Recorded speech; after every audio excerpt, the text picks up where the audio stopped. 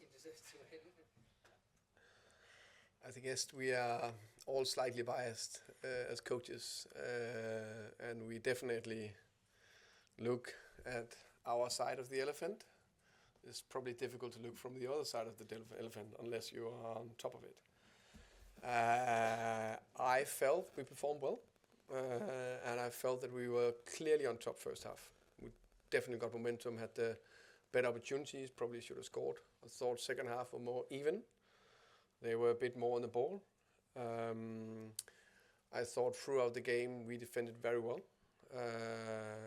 We limit basically Chelsea to half a chance for James on a corner. The rest for me was shots outside the box, which we're quite happy with. Then I thought we were really a threat when we went forward. Really good to go behind them, really good to run at them. And for me, maybe I'm slightly biased, I saw 5 very good chances to us. So if you look at the big chances, then probably up there for that. The Wizard header, the Dams chance, the Brian shot on a transition, the Keane free header on a set piece, and of course Sepp's big header. So I think if there should have been a winner, I think it should have been us. But I thought it was an even game, a good game between two teams. Very happy with our performance against a top club. Spent a few quid on players over the last year or two, and a good manager, and they're well coached. I was listening to you there. You said you defended well, but maybe in the second half, attacking in general, apart from that transition, was more difficult. You wish you had maybe more options on the bench, because I was looking at it thinking you don't have much to work with. No, I think that's spot on. I think if you look at quality players they put on the pitch, I think is it called Neto? I think it's called from Wolves, 50, 60 million. Cole Palmer, maybe one of the best 10s in division. Jackson done brilliantly for them, and what did Cucurella? One more. So I think it's fair to say they had a little bit more to shoot with than us. We have that in our squad. Unfortunately, some of them are injured. So I think again, if we had something to shoot with, I think maybe they would have tipped it even more. Enzo said that it was unfair that Chelsea had to play Thursday, quick turnaround. When they're able to make changes like Madueke comes in, into France International comes in, do you have much sympathy with that?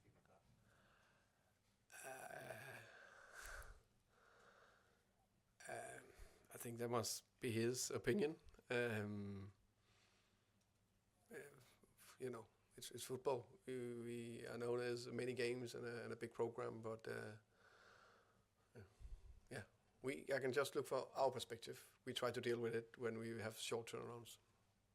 Do you think 24 hours makes it? I mean, generally, just 24 hours. Yeah, I think it does. To be fair to that, I think it does, but that happened to all the time. I had, I think, once this season where I felt that we were the team that had the least rest between games before we played our Carabao Cup quarterfinal against Newcastle, and the furthest away of all the other bigger clubs. So that definitely got bigger squads. That was the only time I raised it, because I don't think it was fair. All of them had one more day. So I think the 24 hours means something. If we have 2 days between, we'll deal with it. We'll manage, no problem. 3 days, that's good. Always, that is not a problem. Then there's a bigger talk about the amount of games over a year. Not for us. But if you play a lot of Europe and go far in the cups and all that, and need to play that Club World Cup, which is still ridiculous in my opinion, then I understand it's too much. Can I dwell on that? Why is the Club World Cup ridiculous? It's just another tournament. So how many wants the Club World Cup? Do you want it? I don't. Chelsea do. The Management might not, but the club do. Yeah, it's one of the few, I think. Yeah. Will you watch it? Me? No. I'll enjoy my summer. I'll not watch it. No chance. Yeah. Does it ruin the competitive balance as well? Because there's going to be 2 clubs in the Premier League with over 100 million revenue extra. Does that concern you, that side? I think, from my point of view and where we are, can't really compete with that sort of money. The good bits is actually compete out here. So that's I'm very proud of, even that they have hundreds of million more to spend than us. And if I should say one thing I said, I think we were closer to win than they were, which I'm very proud of. Brentford haven't won 8 home league games. You're so positive, and now you come with that question. I was about to say, That's fine. Sort of stat might be looking inwards sometimes, but after a performance like that, it probably doesn't do, does it? Because you'll feel that you were the better team and you had quite conceivably enough chances to win that game on the day. Yeah, I think I understand why you have to ask the question, because you haven't won in 8 games. You know, of course, it's definitely a stat I prefer not to have. The same way we couldn't win in the beginning of the season away from home. We won 5 on a bounce. Sometimes it goes up and down. Sometimes it's more consistently over a season. Sometimes it's not. But it's down to our performances we always look at.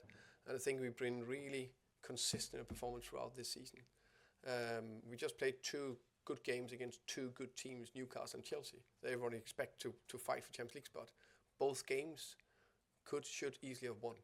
I think that which I'm very, very proud of. Today, I agree, we performed more than well enough to win.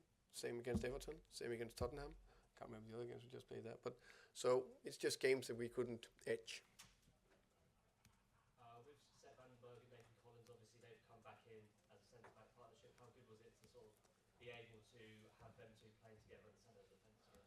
I think they looked good before Sepp got injured. So I think they're a really good, interesting partnership. And I think they perform well today. Yeah, I like that. And how do they sort of complement each other? I think, sometimes, it's relationship between the 2 of them. I think they're very good to also to communicate and, how can you say, guide each other, which is a big thing in the middle of the pitch. And then obviously Michael Cody came on today. He offers something a little bit more different from right back. I wondered what you made of his sort of brief cameo. Fine, solid, good. Yeah, happy. Thomas, just on the wider subject of the calendar, do you think it is affecting football negatively now? I mean, do you find that when you play teams who have been in Europe, or because there's a lot of talk as well about how this Premier League season is beginning to feel a little bit flatter. I don't know what the right thing is.